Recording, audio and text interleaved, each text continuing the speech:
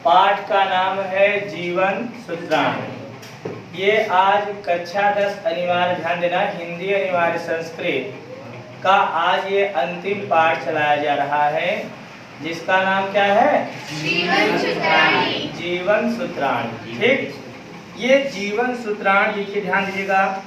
जीवन के कुछ सूत्र, जीवन जीने के लिए व्यक्ति को कुछ महत्वपूर्ण कार्य करने होते हैं।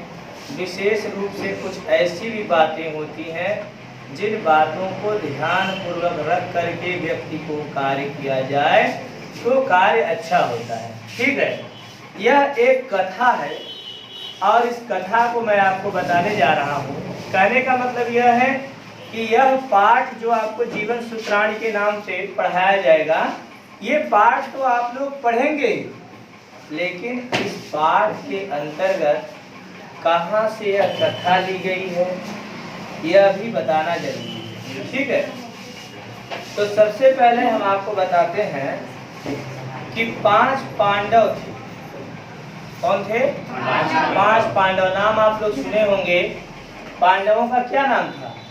युधिष्ठिर, भीम, अर्जुन, नकुल और सहदेव। ये कुल कितने भाई थे? 5 भाई थे। ध्यान दीजिएगा, इन्हीं 5 भाइयों की कहानी इस पाठ में दी गई है। ध्यान दीजिएगा, युधिष्ठिर उसमें सबसे बड़े थे। कौन? युधिष्ठिर उसमें सबसे बड़े थे।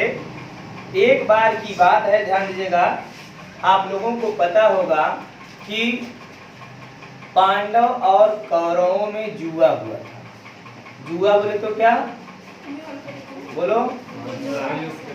हाँ, उसमें निर्णायक दल में बहुत से लोग बैठे थे। ध्यान दीजिएगा, और इस जुआ में बताया जाता है कि पांडव लोग जो थे वे हार गए थे। जुआ हार गए थे ना।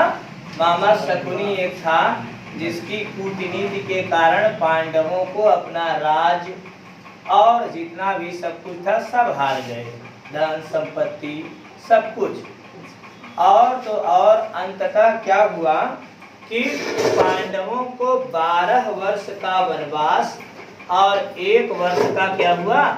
अज्ञात वनवास, अर्थात कुल 13 साल का उनको वन में रहने का सजा सुनाया गया।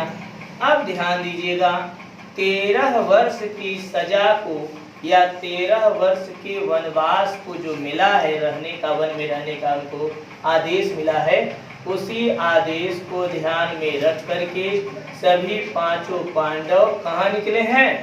वन को निकले हैं। ठीक है, वन में जा रहे थे कि अचानक बड़े भाई युधिष्ठिर को प्यास लग गई। ध्यान से बात पूरा समझ लीजिएगा, तभी कहानी पढ़ेंगे तो अच्छी तरह से समझ में आएगा। ठीक, तो 5 भाई जंगल में जा रहे थे और जंगल काफी घना था और उनको प्यास लगी बहुत तेजी से।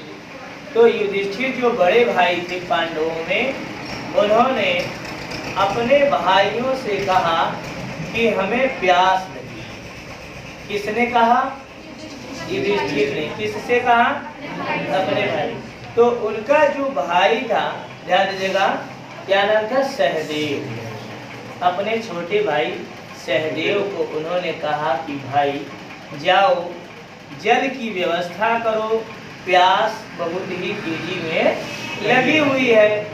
तो सहदेव जी अपने बड़े भाई की आज्ञा को स्वीकार करके पानी की तलाश में जंगल में निकल पड़े और सभी लोग एक जगह पर बैठे हुए थे।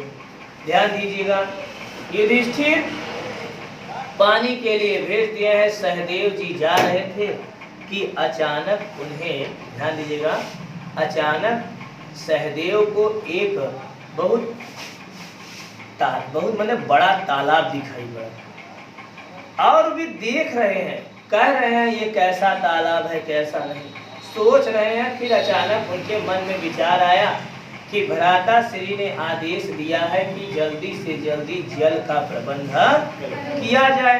तो वे बिना कुछ पूछे मते जल लेने गए अचानक एक अदृश्य आवाज आई। अदृश्य माने वह आवाज जो कभी दिखाई नहीं दी। अशरीरधारी, ध्यान देगा, शरीरधारी ने अशरीरधारी आवाज ने ठहरो नामक शब्द का सुनाया, माने ठहरो नामक शब्द को सुनाया। अब सहदेव चकपका गए कि कौन है। इधर उधर सब जगह देखे लेकिन कहीं कुछ नहीं। उन्होंने कहा निशाचरी माया वाला जंगल है, कहीं से आवाज आ रही होगी।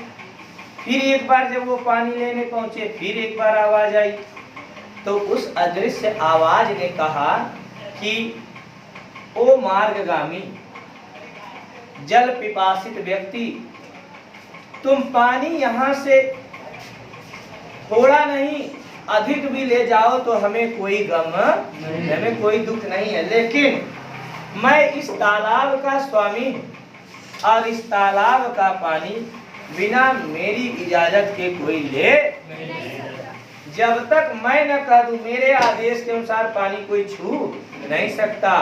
तुम मेरे प्रश्नों का उत्तर दो और तुम्हारे प्रश्नों के उत्तर से अगर मैं सहमत हो जाऊंगा तभी तुम इस जल को पी सकते हो। सहदेव कहे तुम हमें जानते नहीं, हम कौन हैं? हम 5 पांडवों में से छोटे भाई सहदेव, हमसे पार पाना तुम्हारे लिए असंभव। कुछ वाद विवाद हुआ, पानी लेने के मूड में थे सहदेव जी और उस अदृश्य आवाज ने सहदेव को मूर्छित कर दिया। ध्यान दीजिएगा, और काफी समय बीत गया लेकिन सहदेव का आवागमन नहीं हुआ। तो बड़े भाई युधिष्ठिर ने कहा कि आखिर यह कौन सी बात है, अभी तक वो आए नहीं। तो अपने भाई नकुल को उन्होंने भेजा, जाओ देखो प्यास के मारे व्याकुल है हम सभी लोग और वो अभी तक आए नहीं है। नकुल अपने छोटे भाई सहदेव की तलाश में चल दिए और पानी की भी तलाश। वो भी घूमते घूमते कहाँ पहुँचे? तालाब के पास। देखे छोटा भाई मूर्छित पड़ा था। ध्यान समझिएगा, जब उन्होंने देखा कि भाई मूर्छित पड़े हुए हैं तो देखे, लेकिन प्यास से व्याकुल होने के कारण सोचे पहले पानी पी लेते हैं फिर इनको देखते हैं। लेकिन बात नहीं बनी, वही आवाज वही प्रश्न दोनों में, और अंततः बिना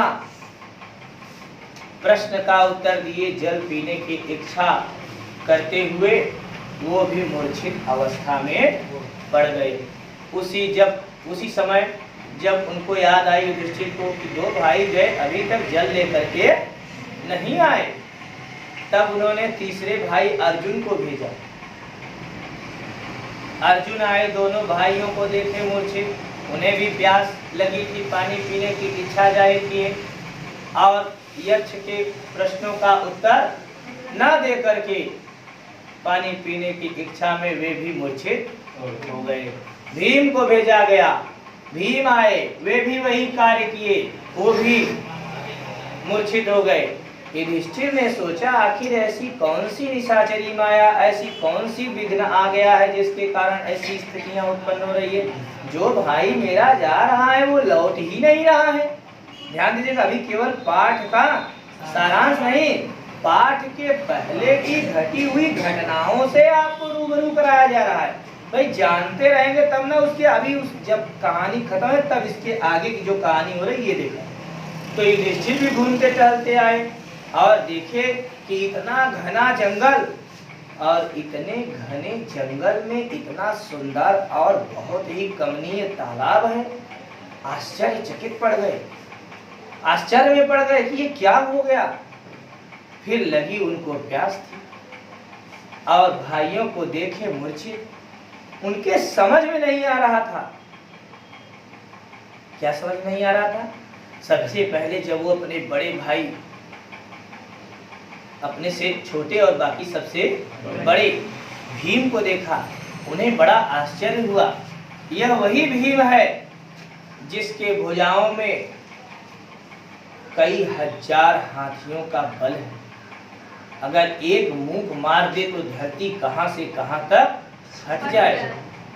और इस ऊर्जावान बलशाली व्यक्ति को किसने परास्त कर दिया? अर्जुन को देखिए, उन्होंने सोचा, कौन?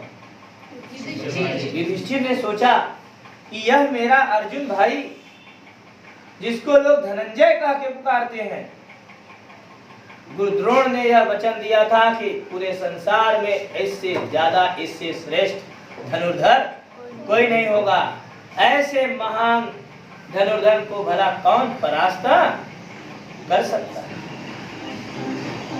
फिर छोटे भाई नकुल और सहदेव को देख, सहदेव को देख करके तो वे रो दी।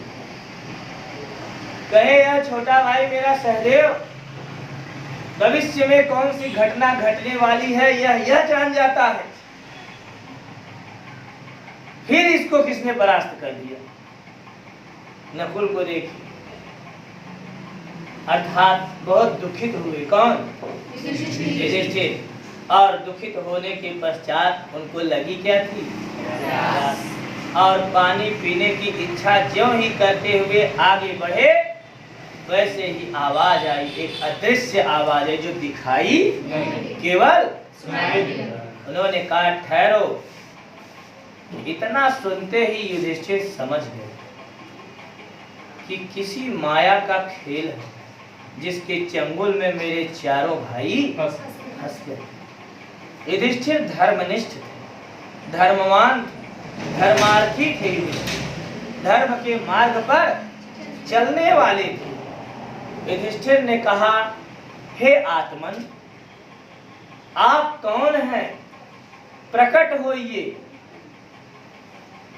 उस आत्मा ने कहा, मैं प्रकट नहीं हो सकता, मैं अदृश्य हूं। यह तालाब मेरा है, बिना मेरी आज्ञा के कोई जल की एक बूंद भी यहां से नहीं ले जा सकता।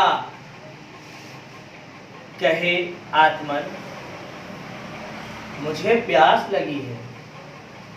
कहे तुम्हें प्यास लगी है, ये चारों भी प्यासे थे, लेकिन मेरी आज्ञा के बगैर जल का स्वाद लेना चाहते थे, जल का आस्वादन करना चाहते थे, अर्थात जल को पीना चाहते थे मेरी आज्ञा के, और ये काल के गाल में समा गए। तुम्हारी भी बारी होगी, तुम्हारी भी वैसी ही गति होगी, अन्यथा मेरे प्रश्नों का उत्तर दिए बगैर तुम जल नहीं पी सकते। युधिष्ठिर ने कहा, हे अदृश्य आत्मा, मुझे आपकी शर्त स्वीकार है। कहे शर्त अभी लगी ही कहाँ है जो तुम्हें स्वीकार है? कहे अच्छा बताइए क्या शर्त है? कहे मेरे प्रश्नों का उत्तर जो दे दिया वही इस जल को पी सकता है। कहे यही शर्त है? कहे हाँ। कहे पूछिए क्या प्रश्न आप पूछना चाहते हैं? बात समझ में आया?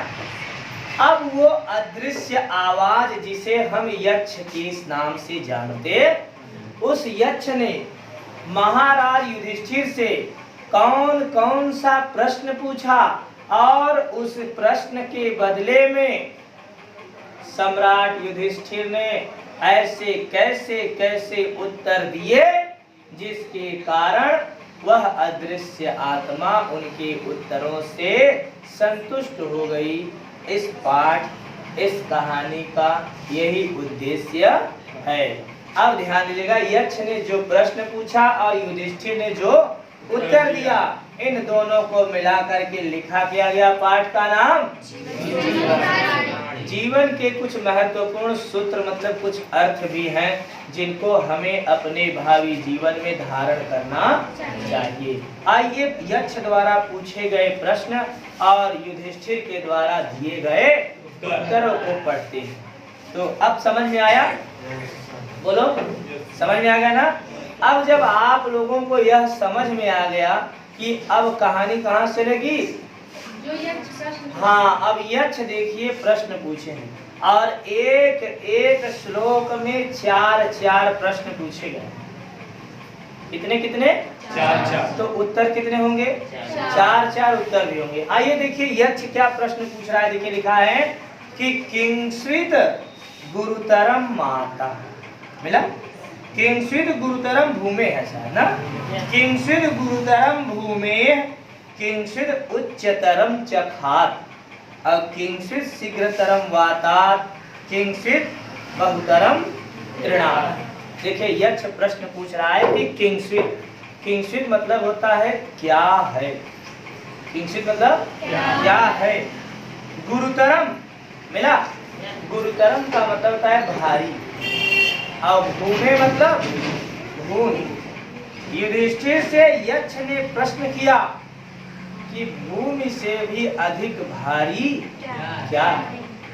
हे युधिष्ठिर, मुझ अदृश्य आत्मा, मुझ यक्ष के पहले प्रश्न का जवाब दो, उत्तर दो कि बताओ भूमि से भी अधिक भारी क्या है? देखो लिखा है ना गुरुतरम, गुरुतरम मतलब भारी और भूमि मतलब भूमि से, और किंचित मतलब क्या है?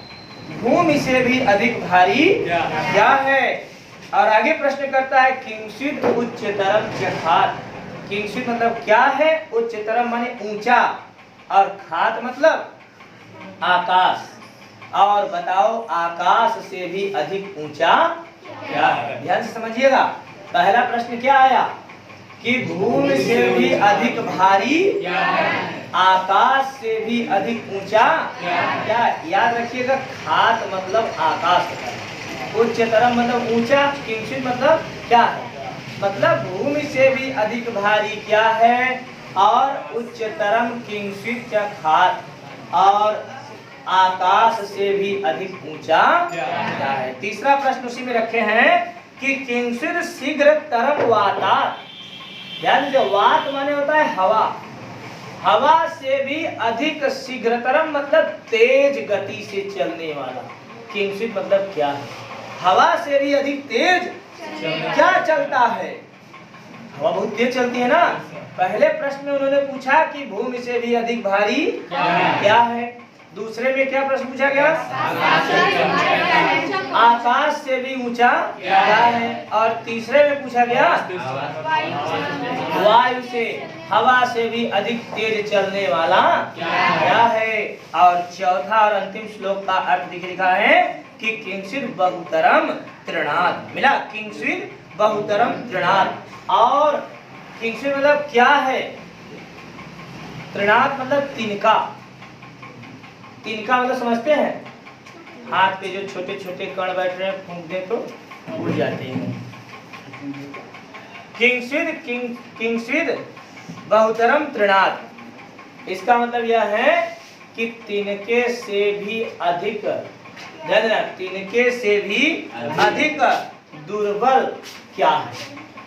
किंचित बहुतरम तृणात् अर्थात तिनके से भी अधिक दुर्बल क्या होता है। बात समझ में आया? पहले क्या प्रश्न हुआ? बोलो जल्दी। हाँ, किंचित गुरुतरम भूमे, भूमि से भी अधिक भारी क्या है? आगे और किंचित गुरुतरम भूमे, बोलो पृथ्वी से भी अधिक भारी क्या है? और आगे कहा गया किंचित उच्चतरम चखात, और आकाश से भी अधिक ऊंचा क्या है। और तीसरे में पूछा गया किंचित शीघ्रतरम वातात।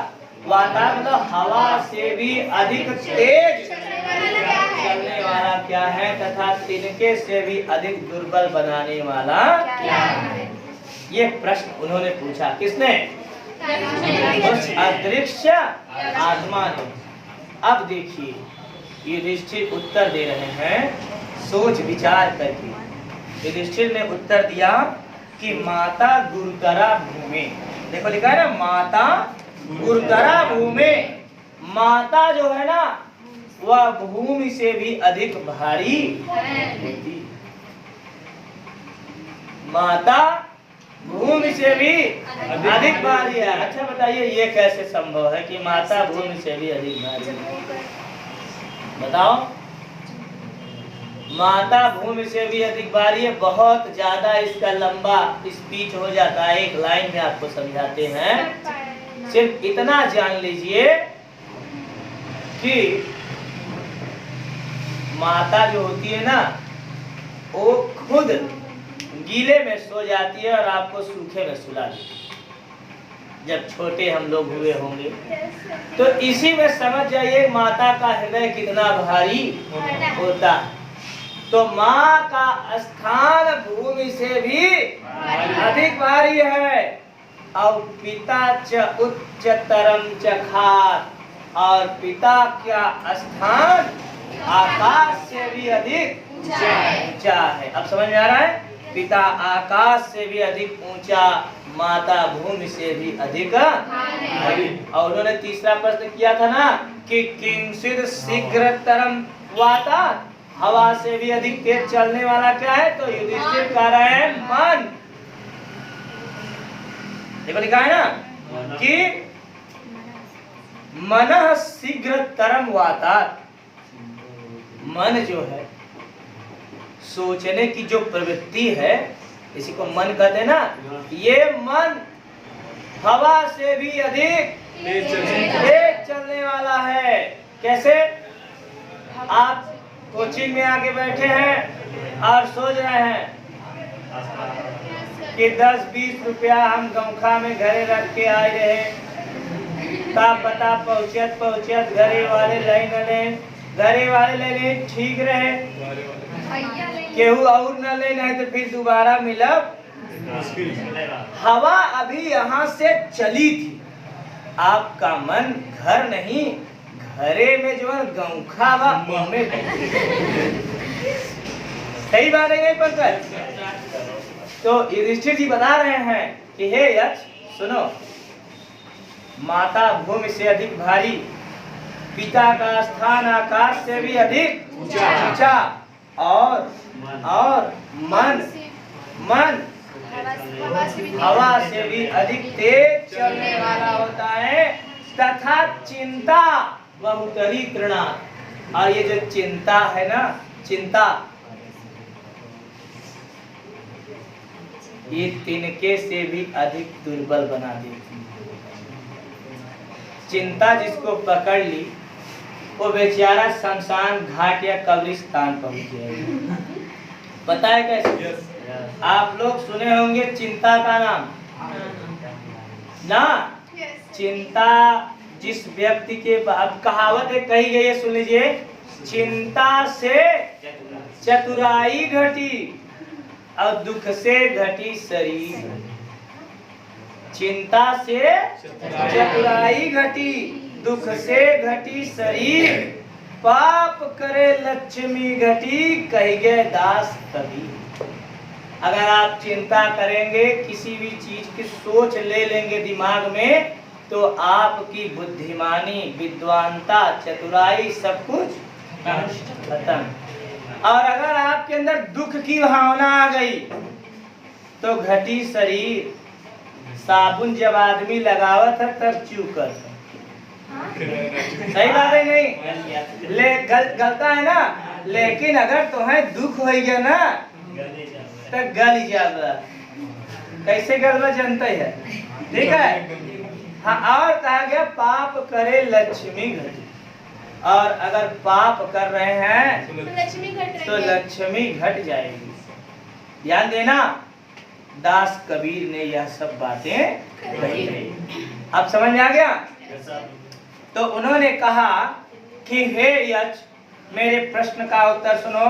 माता गुरुतरा भूमि, माता भूमि से भी अधिक भारी होती है, पिता का स्थान आकाश से भी अधिक ऊंचा, और मन वायु से भी अधिक तेज चलता है, तथा चिंता तिनके से भी अधिक तुच्छ होती है, अर्थात दुर्बल बनाने वाली वस्तु आ जाएगा।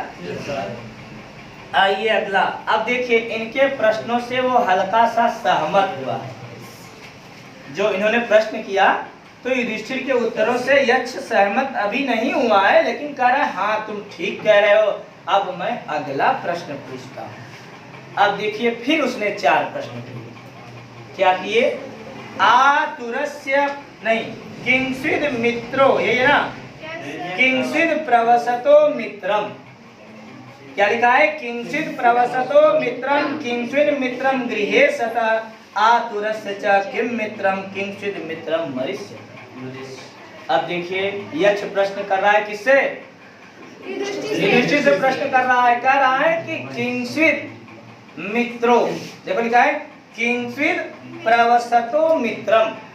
प्रवसत माने होता है प्रवासी, अर्थात विदेश में रहने वाला। विदेश में अर्थात प्रवासित व्यक्ति, समझ लीजिए प्रवास। प्रवास का मतलब होता है अपने देश को छोड़ करके कहीं दूसरा स्थान पर रहे, वो प्रवास कहलाता है। तो कह रहे प्रवासी व्यक्तियों का मित्र कौन होता है? विदेश में रहने वाले व्यक्तियों का मित्र कौन है? और आगे लिखा गया कि किंचित मित्रम गृहे सतः, तथा घर में रहने वाले का मित्र कौन? पहले क्या बताएगा? विदेश में रहने वाले का मित्र कौन है, तो दूसरा घर में रहने वाले का मित्र कौन है? आतुरस्य च किम मित्रम, आतुरस्य किम मित्र, आतुरस्य ना रोगी, रोगी का मित्र कौन है? तथा किंचित मित्रम मरीष्यता, और मरने वाले का मित्र कौन है? पहले पूछे क्या? विदेश में रहने वाले का मित्र कौन है? फिर घर में रहने वाले का मित्र कौन है? रोगी का मित्र कौन है? तथा मरने वाले का मित्र कौन है? युधिष्ठिर ने फिर दिमाग लगाया और वे सोचे। सोचने के बाद उत्तर दे रहे हैं। क्या उत्तर दे रहे हैं? कह रहे हैं सार्थः प्रवसतो मित्रम। अब देखिए सार्थः प्रवसतो मित्रम, सार्थः मतलब होता है यात्रियों का समूह, जो यात्री बहुत ढेर सारे रहते हैं। कहे सार्थः प्रवसतो मित्रम, विदेश में रहने वालों का मित्र लोगों का झुंड, यात्रियों का समूह होता है। अगर किसी से कुछ पूछना हो तो हम किससे पूछेंगे? उन्हीं से पूछेंगे ना। तो विदेश में रहने वाले का मित्र सारथी होते हैं, वे साथ में रहने वाले कारवां झुंड जिसको बोलते हैं वह होता है। ध्यान देना, कहीं कहीं किताब में लिखा है कि विदेश में रहने वाले का मित्र कौन है। जब आत्मा उस अदृश्य आत्मा ने पूछा तो इधर से युधिष्ठिर ने उत्तर दिया कि विदेश में रहने वाले का मित्र उसका ज्ञान होता है, उसकी विद्या होती है। यहाँ पे लिखा है सारथा मतलब कारवां, कारवां मतलब यात्रियों का ढेर सारा समूह। तो यात्रियों का समूह ही प्रवास में रहने वालों का मित्र है। अब देखो आगे लिखा है भार्या मित्रम गृहे सतः। भार्या मतलब होता है पत्नी, और घर में रहने वाले का मित्र पत्नी होती है। बात समझ में आया? फिर आगे पूछना आतुरस्य किम मित्रम, ते करें आतुरस्य भिषक मित्रम। भिषक मतलब होता है वैद्य, बोले तो डॉक्टर। रोगी का मित्र कौन होता है? डॉक्टर। बोले डॉक्टर नहीं लिखना है, वैद्य लिखना, ठीक है। रोगी का मित्र वैद्य होता है, तथा मरने वाले का मित्र दान होता है। जौन दान पुण्य कुछ किए रहा ना, वह तेरे संगे गठरी में गठ के जाए। जितना पैसा आप इकट्ठा किए रहेंगे सब यहीं का यहीं रह जाएगा। सिकंदर महान का कहावत आप लोग सुने, सिकंदर और पुरराज की कहानी आप लोग सुने। उसमें जब सिकंदर मरने लगा था, जानते हैं ना, सिकंदर को एक बहुत बड़ा भयंकर रोग हो गया था, और उसकी जब मृत्यु नजदीक आई तो सिकंदर कौन था? पूरी दुनिया को जीतने वाला बेताज बादशाह, ध्यान देना, विश्व विजेता सिकंदर था। और जब सिकंदर की मृत्यु होने लगी तो उसने अपने वजीर को बुला करके कहा, अपने मंत्रियों को बुला करके कहा कि मैं सिकंदर दुनिया को जीतने वाला इतना दौलत रख लिया हूँ कि शायद वो खत्म होने का नाम नहीं, लेकिन मेरी मरने वाले मुझ सिकंदर की 3 ख्वाहिशें हैं पूरा। सिकंदर कह रहा है, मरने की स्थिति उसकी है। सिकंदर से वजीर कहा आपकी क्या ख्वाहिश है?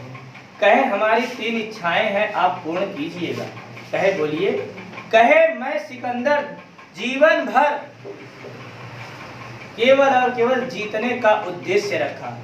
आज मेरी मृत्यु नजदीक है, मेरी 3 इच्छाओं में पहली इच्छा यही है कि जब मैं मर जाऊं तो मेरी अर्थी को कोई कंधा नहीं देगा।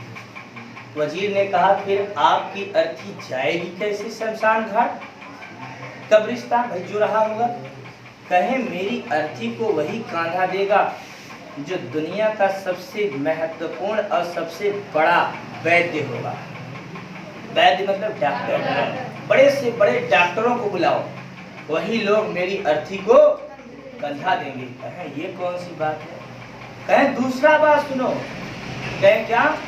कहें जब मैं मर जाऊं, जब मेरी अर्थी निकले ना, तो जहां तक मुझे ले जाना हो वहां तक पूरे रोड पर सोना चांदी हीरा मोती सब बिछा देना। कहें तीसरा जब मैं मर जाऊं, जब मेरी अर्थी ले जा रहे जनाजा जिसको बोलते हैं ना, तो ले जाते हो तो मेरे दोनों हाथ सीने पे न रख करके उसे अर्थी के बाहर ऐसे खोल देना।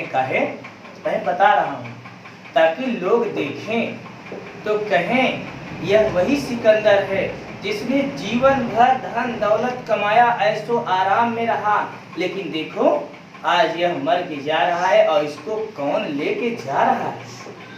दुनिया के बड़े से बड़े डॉक्टरों ने जब सिकंदर को नहीं बचा पाए तो हम जैसे साधारण मनुष्यों की क्या औकात है। लोग देखें मुझे और समझें। कहें दूसरे में यह लोग देखें तो कहें सारी दुनिया को जीत करके जाने वाले सिकंदर ने, जिसने पूरा जीवन सोना चांदी लूट लूट करके सब रखा, आज देखो पैरों तले कुचले जा रहे हैं, सिकंदर के पास कुछ नहीं।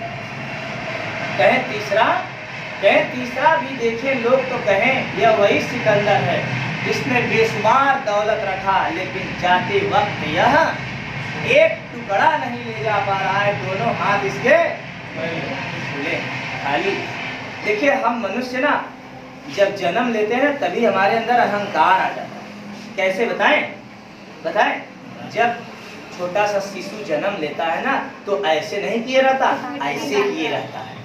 आप उसके यहाँ पे से अंगुली लगाइए, देखिए पकड़ ले, उसको तभी से अहम आ जाता है कि मैं ही सब कुछ हूँ। लेकिन उसका अहम, उसका अहंकार, उसका घमंड तब टूटता है जब मरता है तो उसके हाथ ऐसे हो। किसी भी व्यक्ति का हाथ अगर ऐसे हो तो बताओ, मरने वाले व्यक्ति का हाथ एकदम, उसका अहम सब क्या होता है, खत्म। तो वही बताए युधिष्ठिर कि मरने वाले का मित्र दान होता है।